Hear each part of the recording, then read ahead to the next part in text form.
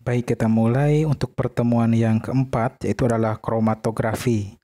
Nah, materi ini pernah dipelajari di kimia farmasi analisis bagi yang sudah mengambil mata kuliah kimia farmasi analisis. Tapi paling tidak saya ulangi lagi materinya untuk kromatografi. Sebenarnya kromatografi ini adalah metode yang tidak asing lagi ya bagi Anda sekalian. Di kimia dasar juga dipelajari atau bahkan disinggung atau bahkan pernah dipraktikumkan tentang kromatografi. Nah, apa itu kromatografi? Nah, tentunya mungkin ada yang sudah tahu ataupun ada beberapa pendapat yang berbeda tentang kromatografi, tapi intinya masih sama itu. Oke, diawali dari sejarah kromatografi terlebih dahulu. Sebenarnya kromatografi itu bukan hal yang baru gitu ya. Bukan hal yang baru ditemukan oleh manusia, itu sangat-sangat lama sekali, sudah hampir 120 tahun lebih ditemukan. Yang pertama kali diperkenalkan oleh WRMC pada tahun 1905. Kemudian istilah kromatografi itu artinya secara bahasa itu adalah pembentukan atau penulisan warna. Kemudian pernah dipraktekkan oleh Mikhail Schmidt di sini. Beliau adalah orang Rusia yang mana penelitiannya yang asal mulanya kromatografi itu hanya proses kebetulan kemudian didefinisikan oleh Ramsey, kemudian coba dipraktikkan oleh Mikhail Schmidt. Beliau mencoba memisahkan komponen-komponen pada tumbuhan, komponen pada tumbuhan, kemudiannya tumbuhannya tersebut diperas, kemudian dilewatkan dalam suatu medium padat. Nah, medium padatnya dipergunakan kalsium karbonat atau yang dikenal itu adalah kapur ya, kalsium karbonat itu adalah kapur. Kemudian kapur tersebut dimasukkan ke dalam kolom. Setelah dimasukkan ke dalam kolom, kemudian tumbuhan yang sudah diekstrak atau disari, kemudian dimasukkan larutannya atau ekstraknya, dilewatkan ke dalam kolom tersebut. Sehingga terjadinya interaksi antara senyawa yang ada di dalam ekstrak tumbuhan tersebut, sedikit demi sedikit akan berinteraksi dengan kalsium karbonat atau air kapur tersebut. Dengan adanya gravitasi, pergerakan ekstrak dari atas ke bawah itu bergerak secara spontan.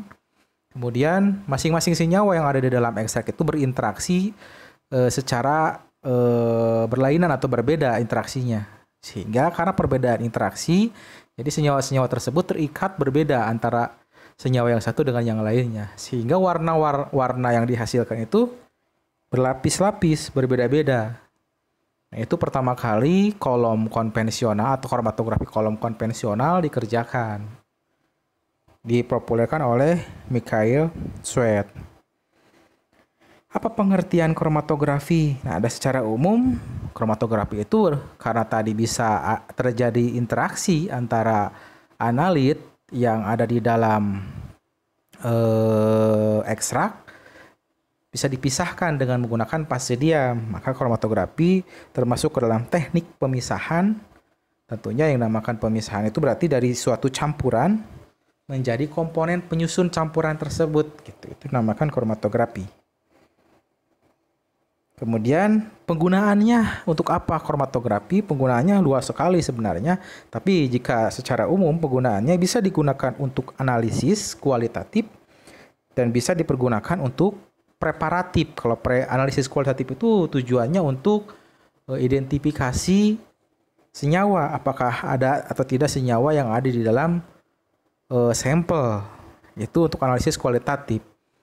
Misalkan Anda mau menentukan apakah ada misalkan alkaloid di dalam daun singkong misalkan. Nah, maka bisa dilakukan analisis kualitatif dengan menggunakan kromatografi. Bisa kromatografi kertas ataupun kromatografi lapis tipis. Tentunya dengan bantuan pembanding dibandingkan dengan alkaloid yang sudah ada. Kemudian dibandingkan RF-nya. Cara menghitung RF tentunya Anda sudah tahu, sudah dipraktekkan di kimia dasar. di mana apabila RF alkaloid yang ada di dalam sampel kita sama dengan RF yang ada di dalam yang dihasilkan oleh standar, maka bisa dikatakan bahwa di dalam sampel tersebut mengandung alkaloid jika RF-nya sama. Nah, kemudian pemakaian kromatografi itu untuk preparatif. Apa itu preparatif? Preparasi atau kata lainnya atau persiapan sampel. Nah, kapan digunakannya? Digunakan apabila Anda ingin menganalisis atau menentukan kadar suatu senyawa di dalam campuran yang rumit atau matriksnya itu kompleks. Nah, kalau misalkan matriksnya kompleks, tidak bisa dianalisis langsung. Kenapa? Karena ada senyawa lain yang bisa mengintervensi, yang bisa mengganggu pada saat proses pengukuran atau analisis.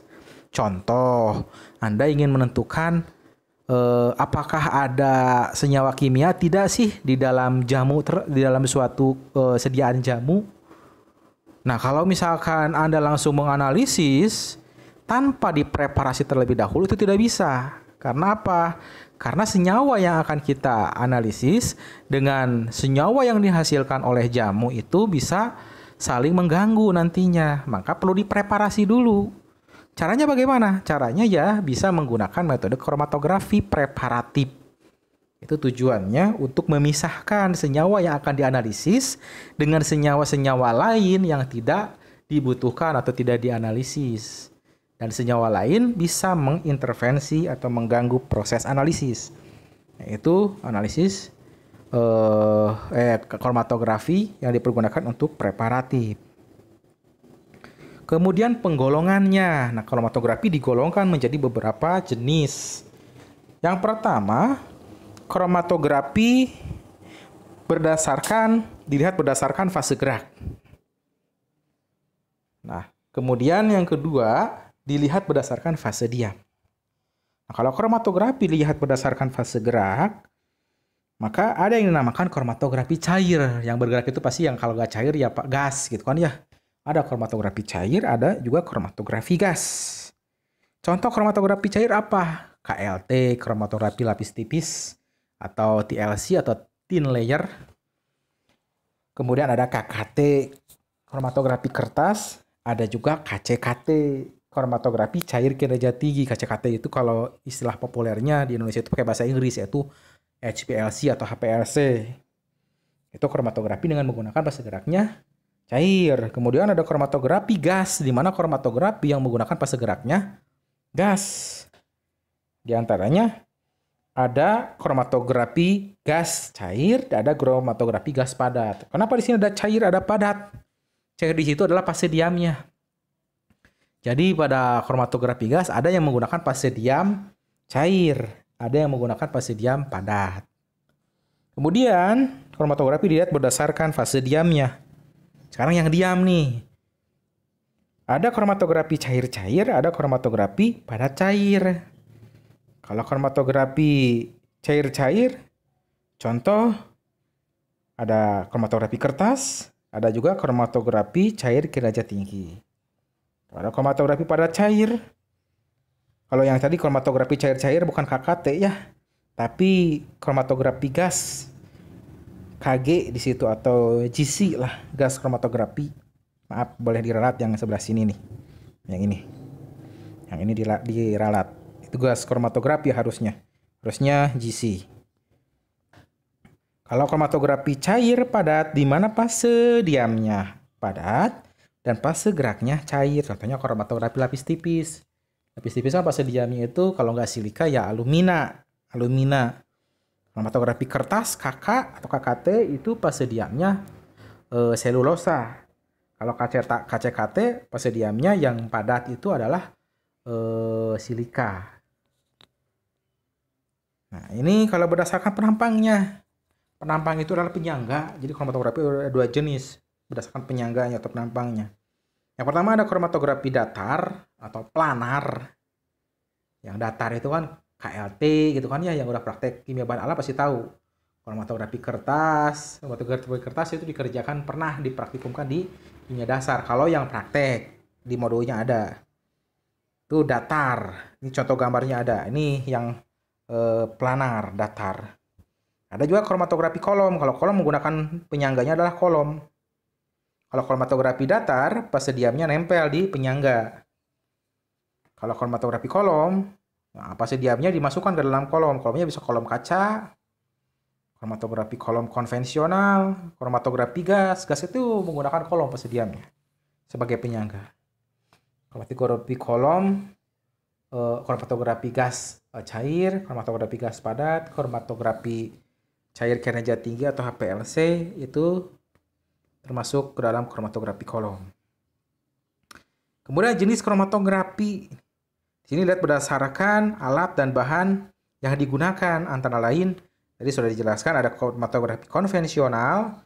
Konvensional di sini itu berarti klasik, menggunakan alat-alat yang tidak menggunakan instrumen atau tidak menggunakan elektronik atau teknologi yang sangat tinggi. Contohnya kromatografi kertas, kromatografi lapis tipis, itu konvensional.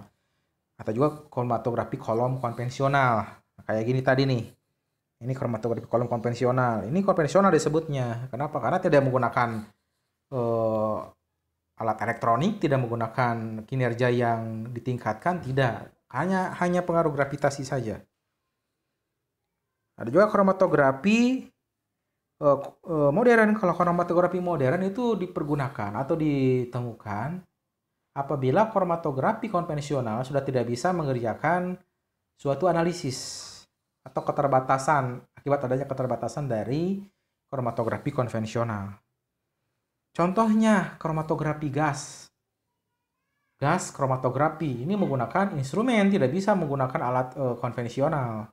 Tidak bisa karena memerlukan kinerja yang tinggi, menggunakan pemanas, menggunakan detektor, dan menggunakan komputer sebagai pengolah data. Begitupun untuk HPLC. Nah, untuk alatnya silahkan boleh mengunjungi ke lab instrumen yang dipegang oleh Kang Askom. Di situ ada GC atau kromatografi gas dan juga ada HPLC atau HPLC atau KCKT. Kalau ingin lihat alatnya seperti apa. Tapi kalau bagaimana performnya, bagaimana pengoperasiannya itu harus dikerjakan di praktikum. Nanti kalau mau bertanya bagaimana cara mengoperasikannya, dilihat saja di praktikum. Yang pertama ada kromatografi kertas. Ini kromatografi kertas yang digunakan itu kertas selulosa murni. Anda juga tahu selulosa itu berasal dari apa? Selulosa itu berasal dari serat tumbuhan, bisa dari jerami, bisa dari kayu, kebanyakan dari kayu ya selulosa itu, karena kayu lebih jumlah selusanya lebih banyak, jadi mudah dapat diperoleh. Dan proses pembersihannya lebih gampang dibandingkan dari jerami. Kemudian, kromatografi kertas ini digunakan untuk memisahkan campuran dari substansi menjadi komponen-komponen. Karena tujuan kromatografi yaitu untuk memisahkan dari campuran menjadi komponen penyusun campuran tersebut. Prinsip kerja kromatografi kertas itu sama hanya seperti kromatografi lapis tipis. Jadi misalkan di sini ada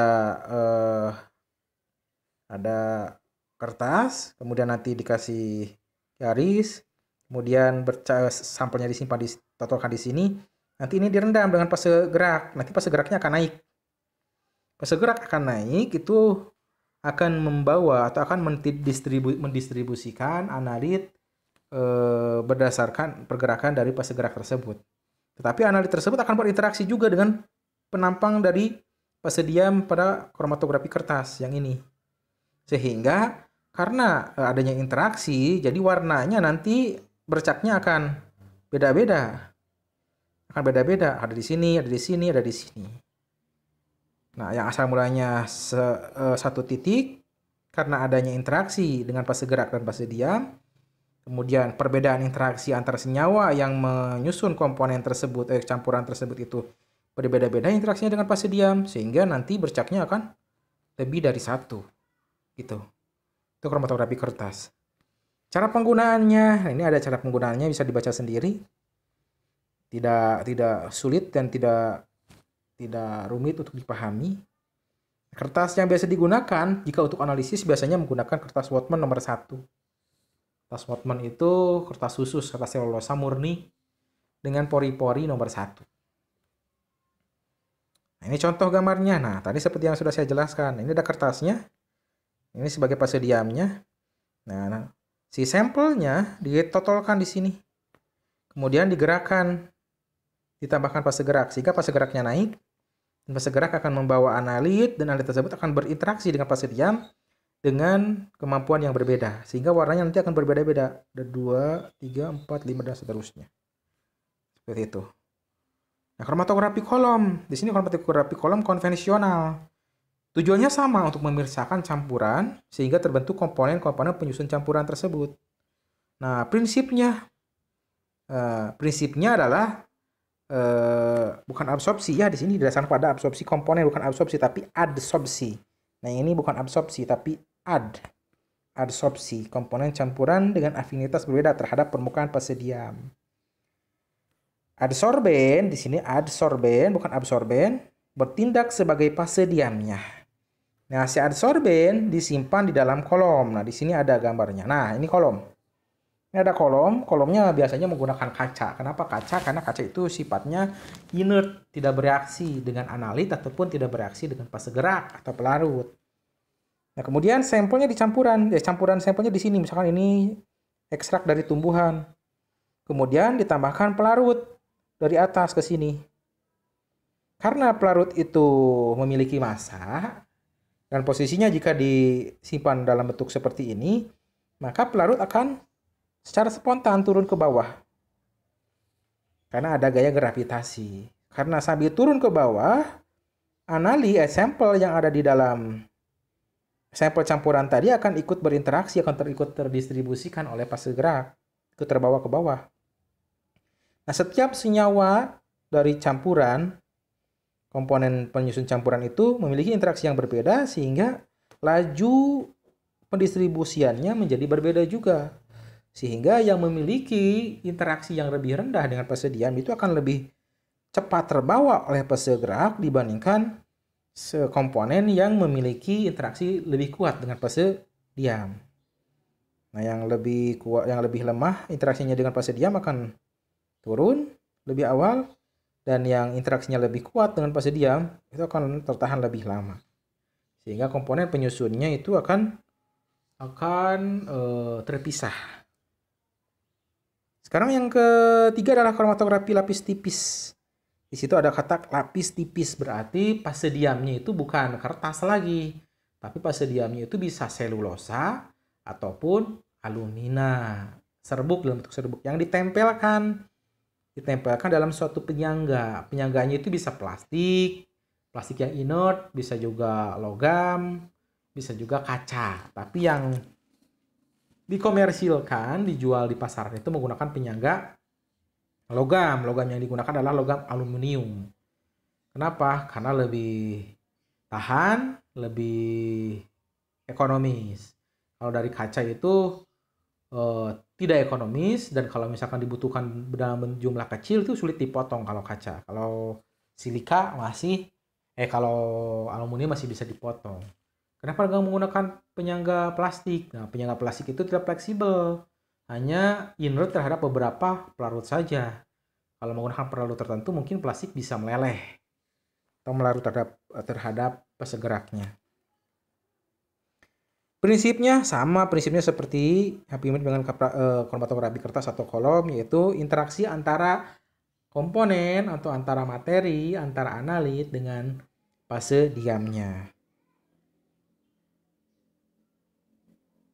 Cara menggunakannya, bisa saja ini. Nah, ini contohnya nih. Contoh KLT hampir mirip kan ya dengan kromatografi kertas, sama-sama saja. Cuman bedanya apa antara kromatografi lapis tipis dan kromatografi kertas? Bedanya hanya di fase diamnya.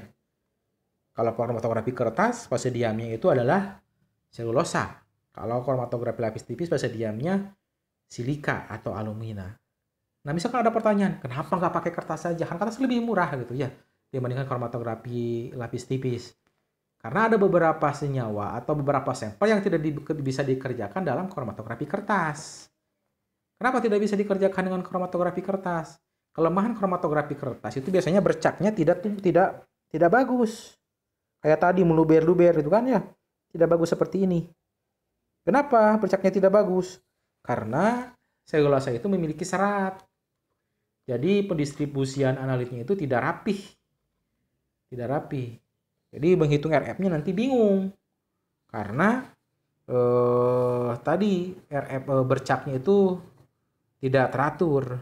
Jadi untuk membandingkan antara analit dengan standar itu bingung nanti RF-nya. Ini ada beberapa istilah. Boleh silakan dibaca. KLT apa, pengembang itu apa, LWN apa, LWatt apa, kromatogram itu apa, kromatograf itu apa, RF atau retardiasi relatif itu apa. Ini ada. KLT tadi sudah disinggung. KLT merupakan kromatografi cair dengan menggunakan fase diam padat, filmnya padat, fase geraknya cair. Kategorinya sudah masuk ke dalam kategori kromatografi planar atau datar. Umumnya fase diamnya berupa silika ataupun alumina. Nah, bisa penyangganya bisa aluminium, bisa plastik, bisa juga kaca. Tadi sudah saya singgung. Kemudian macam-macam ada sorbennya. Misalkan ada di sorbennya itu ada silika gel. Simbolnya G, silika gel, GF. Ada F-nya di situ. Kan supaya nempel fase diam ke penyangga logam ataupun kaca itu kan perlu perekat. Nah, perekatnya itu adalah gipsum di situ. G-nya itu di situ adalah gipsum. Kalau silika gel H itu berarti tidak menggunakan pengikat. Di sini ada kejelasannya nih. Nah, di sini nih silika gel S. Nah, ini. Nah, silika gel G itu berarti pengikatnya itu adalah gipsum, perekatnya itu adalah gipsum. Yaitu CaSO4 5-15%.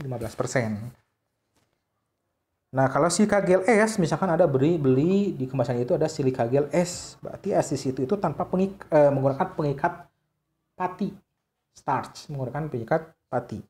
Tapi kalau ke silika gel GF254, nah GF254 itu menggunakan pengikat gipsum dan indikator fluoresensi. Fluoresen itu bisa memantulkan, memendarkan cahaya.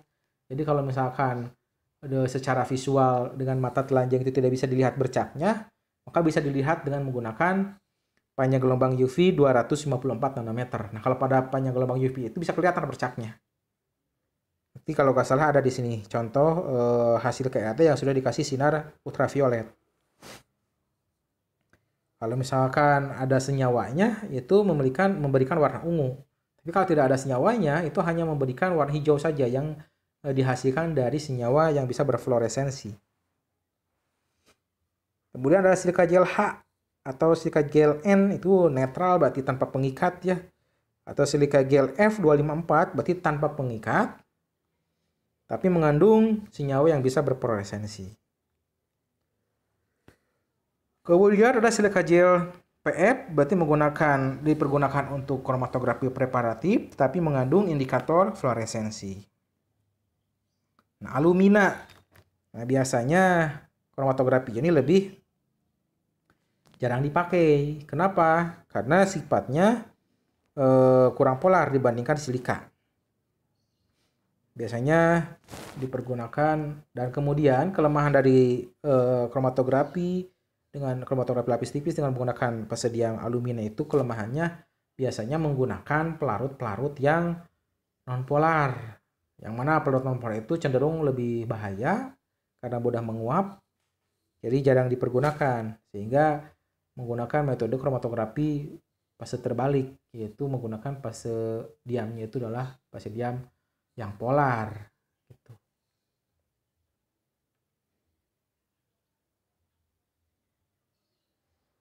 Mekanisme KLT, nah ini adalah, silahkan dibaca saja sendiri. Ada penapak bercak nih. Kalau misalkan analitnya sudah berwarna, maka akan menampilkan bercak sendiri. Tapi bagaimana kalau analitnya tidak memiliki warna? Ya mau tidak mau harus dengan menggunakan penampak warna, penampak bercak dari analit yang sudah dipisahkan tadi. Penampak bercaknya itu tujuannya untuk memberikan atau mempertegas, meyakinkan bahwa analitnya sudah terpisahkan dan di mana RF-nya itu. Nah, penampak bercak itu ada dua jenis, ada penampak bercak kimia dan ada penampak bercak fisika. Kalau penampak bercak kimia berarti senyawa kimia yang digunakan untuk memberikan tanda bahwa di situ ada senyawa yang kita analisis. Sehingga bercaknya menjadi yang asam mulanya tidak berwarna menjadi berwarna. Contohnya ada iodium, ada asam sulfat, ada ninhidrin. Ataupun penampak bercaknya tadi seperti fase diamnya diberikan senyawa yang bisa berfluoresensi. Senyawa yang bisa berfluoresensi. Itu sifatnya fisika. Nah, penampak bercak kimia yang didasarkan berdasarkan sifatnya ada yang permanen. Kalau permanen itu contoh seperti asam sulfat. Kalau asam sulfat sudah disemprotkan itu sudah saja tidak akan hilang karena sifatnya permanen. Tapi kalau ada juga sementara, yang sementara itu contohnya gas iodium atau uap iodium.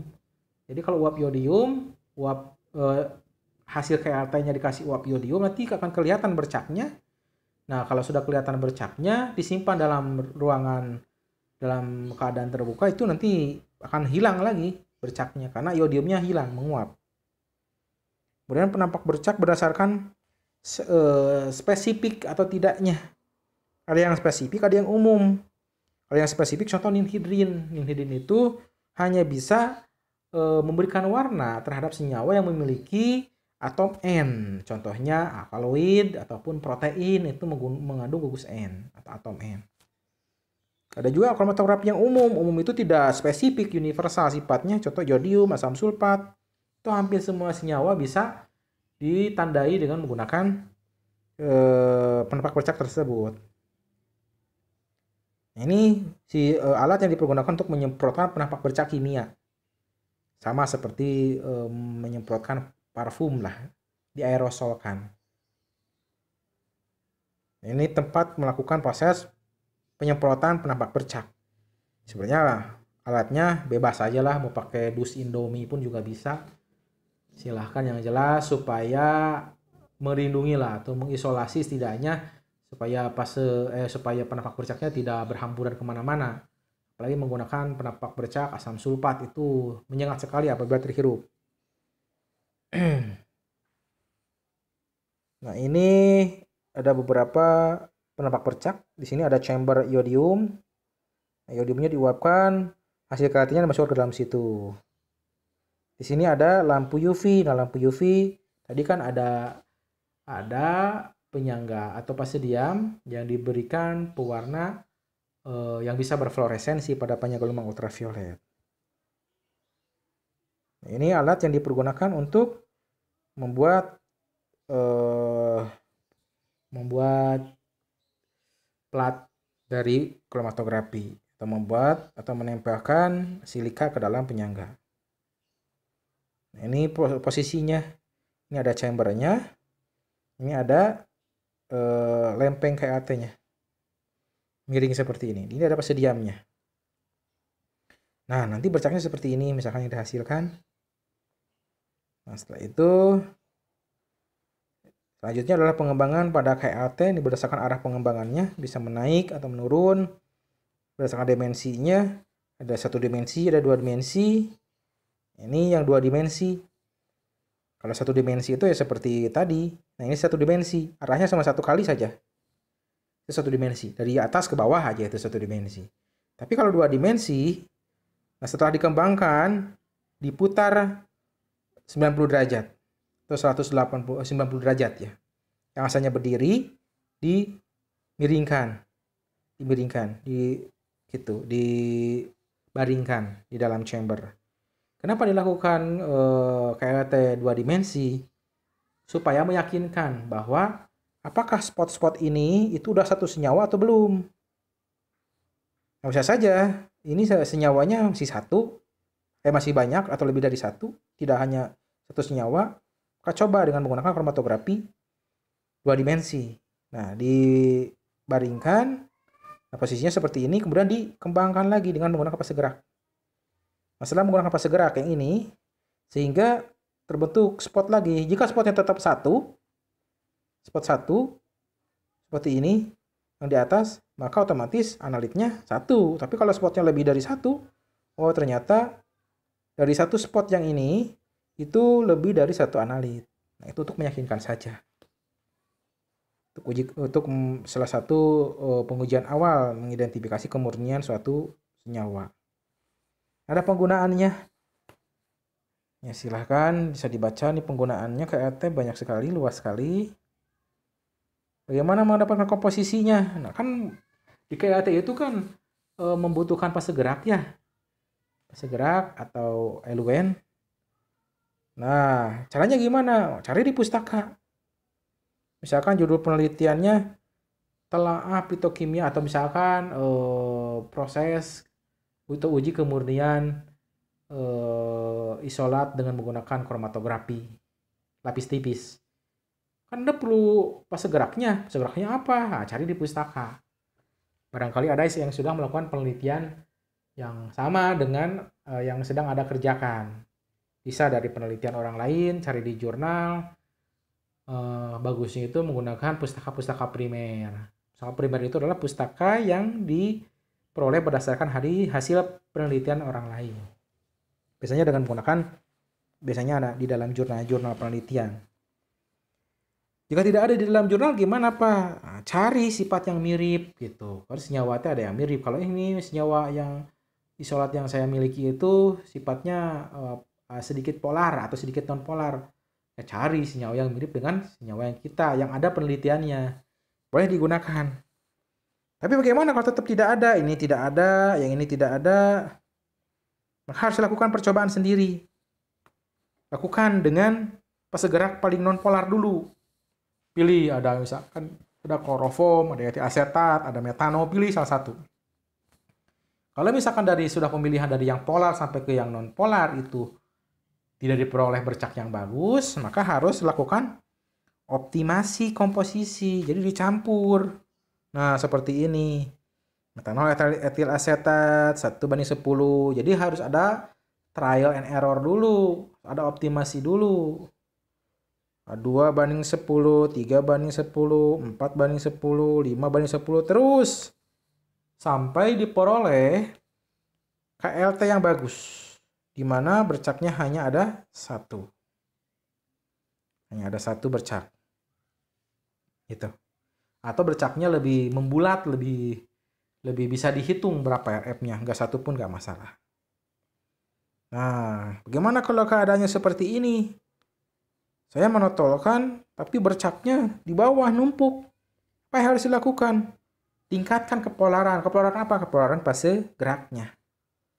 Berarti ini terlalu nonpolar.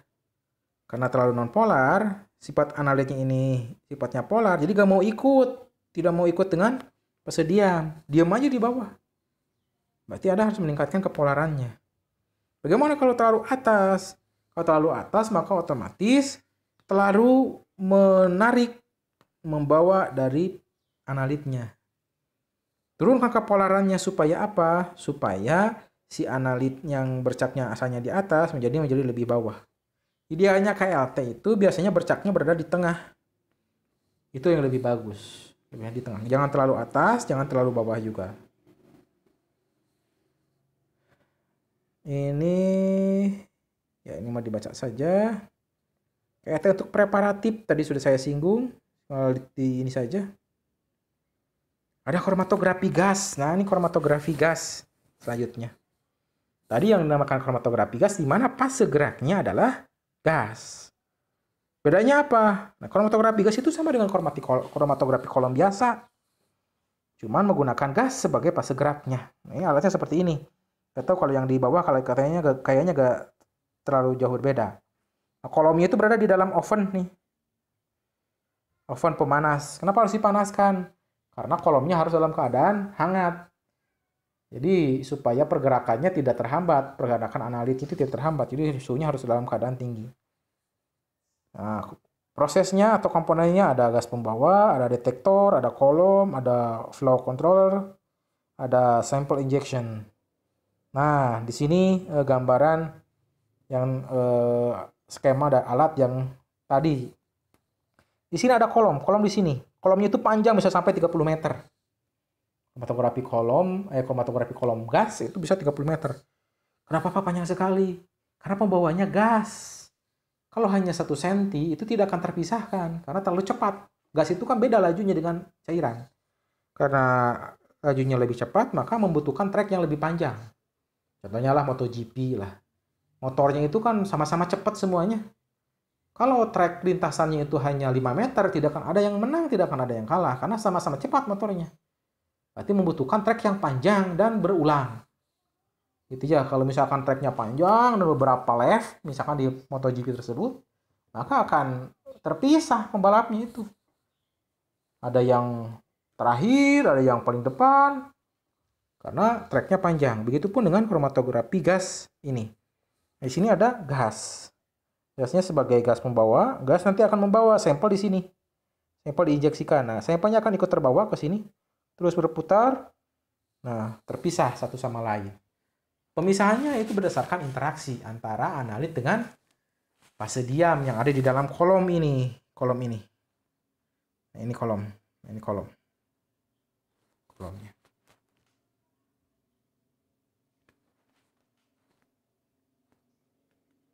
Gas pembawanya nih ada hidrogen, ada helium, ada nitrogen.